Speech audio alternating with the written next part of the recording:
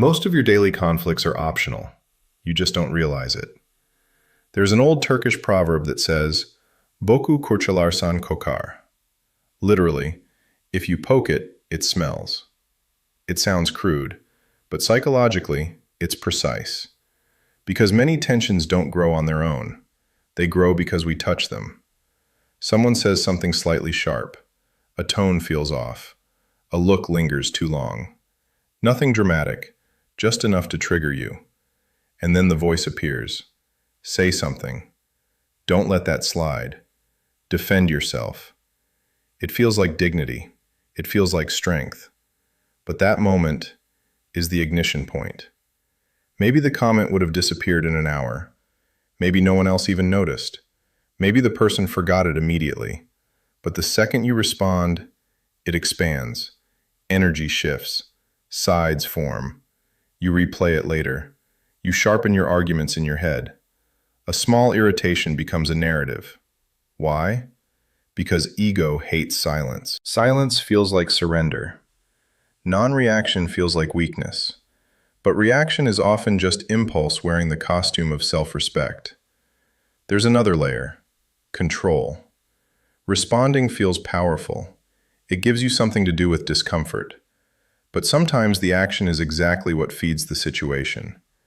Some people don't want resolution. They want engagement. The moment you step in, they have something to push against. The moment you defend, they know they reached you. Energy is currency. Where you invest it, growth follows. This happens at work, in families, in relationships, online. Small sparks become fires because someone decided to stir them. And sometimes, if we're honest, we touch what hurts because drama feels alive. Conflict sharpens attention. Peace feels boring. So we choose being right over being at peace. But those two are rarely the same.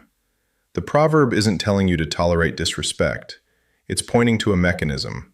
Some problems survive only because you keep feeding them. Not every irritation is a battle. Some are invitations. And not every invitation deserves acceptance. Maturity isn't becoming unbothered. It's becoming selective. Selective with attention. Selective with reaction. Selective with energy. Because just because something touches you doesn't mean you have to touch it back. Some disturbances borrow power from your response. Withdraw the response, and they shrink.